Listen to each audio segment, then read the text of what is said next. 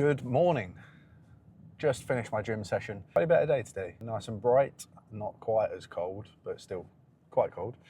Today, I'm going to talk to you about how striving for better doesn't mean you can't be happy with where you are today. This is something that I've had to talk about in therapy and do quite a lot of self-work on, just because for the last 2 or 3 years in particular, but certainly since I was kind of 18, so the last 8 years, I've had a drive to be better than me in the past. And so kind of a lot of my content, a lot of the things that I talk about and stuff like that is stuff that I've learned on that journey of trying to be better. But I've had to come to the realization and kind of I've had to change the way I think about things, or actually think about them in any way, shape or form, because I used to want to be better, but that was the only thought that I had, was being better. I never once thought about the fact of how I have become better from what I used to be, or taking any kind of account for where I am now in general.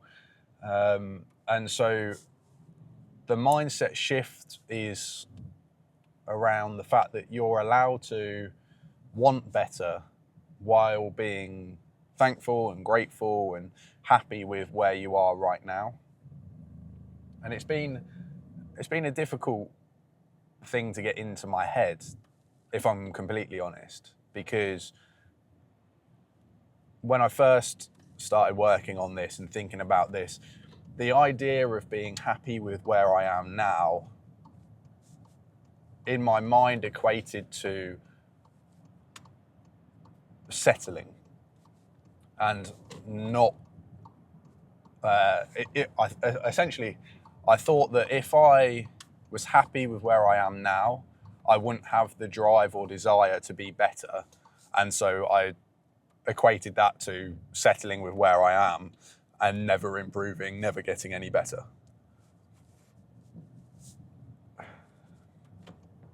Which, of course, is completely false.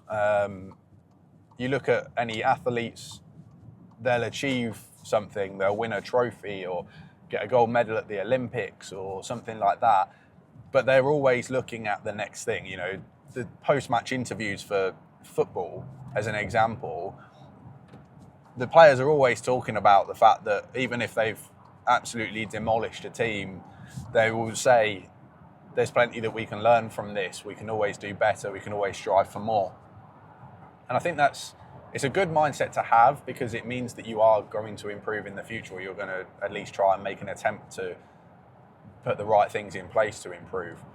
But at the same time, you need to be able to be happy with where you are. You can't keep filling a cup that's already full. You need, at some points, to review how much is in the cup and decide whether putting more in is the right thing for you. The way that I now look at it is similar to my gym sessions, in that if I go for 6 days a week, that 7th day, the rest day, is really, really important, because without that, your body doesn't recover and you end up burning out. And then subsequently from that, you actually make less gains and you get further away from, or you're putting in more effort for no more gains, because you can't put in 100% on the days that you are supposed to be working, because you haven't had the sufficient rest. And so that's now the way that I look at the needs or the want to improve, in that I'm allowed to want to improve, but on occasions I need to be able to say, I'm happy with where I am. I'm happy with where I am. I'm happy to take not a break, but a small period of downtime to take account of where I've come from, take account of where I am now, and just be happy. And it is difficult. It's incredibly difficult. And I still fall into the same patterns time after time of, well, I could be doing more today, or why am I sat watching telly? I could be doing something. So it's an ongoing process, and that's an important thing to remember as well, that you, at no point in life do we reach, I don't think personally I will ever get beyond that thing. People are wired differently, and some people are more content with their life in its current fashion than I am. But I'm not sure I will ever truly get beyond that. I will always have periods of wanting more, striving for more, and having to force myself to take account of where I am and be happy.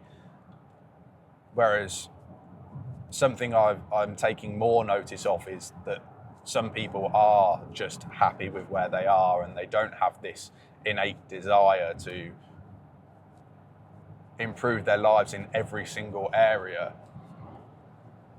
And sometimes I do get a little envious, because it's draining. It's really, really draining. And that was pretty much the reason why I had to start this change of mindset, because I was just burning myself out all the time, thinking that every area of my life had to be optimized to be better. And it really doesn't.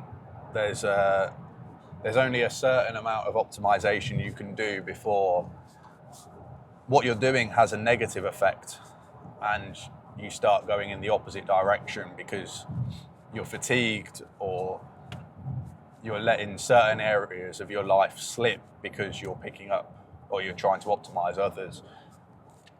Something I read recently is you can have anything, but you can't have everything.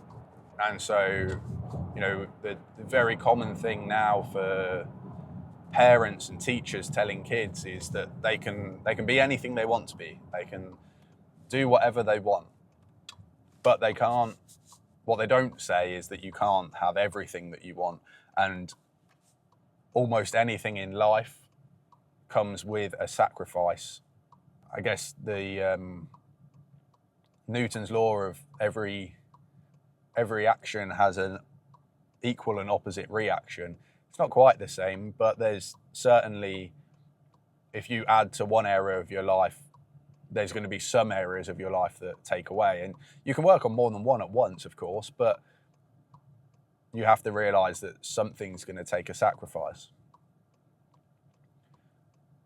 And that's kind of where I reached. I reached the stage where I was trying to optimize so many aspects of my life that in the end, nothing was getting better, because I was trying to spread myself so thin. And you only have so many hours in a day. You only have so much energy in each day.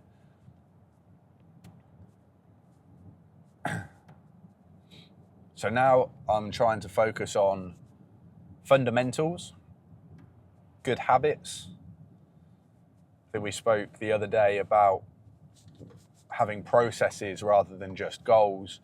And that's been a big change in trusting the process, following the process, and almost aiming for one or two things at a time and going through periods of life trying to improve small things. And when you improve one thing for a small amount of time, you can then take a break from that thing and pick up another area.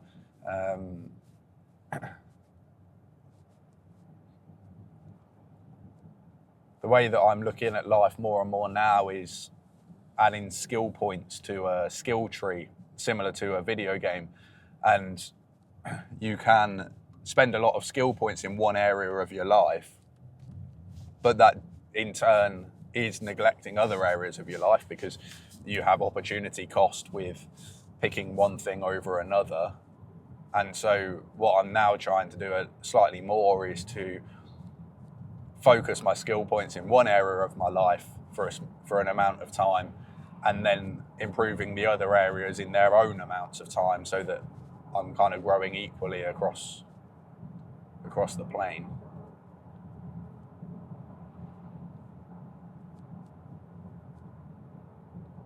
I wanted to make this video to almost give you permission to take stock of where you are and be grateful and thankful for the work that you've done in the past, and for to give you the opportunity to be happy with where you are now and not have to have this constant battle of striving for better, if that is something that you're also afflicted with.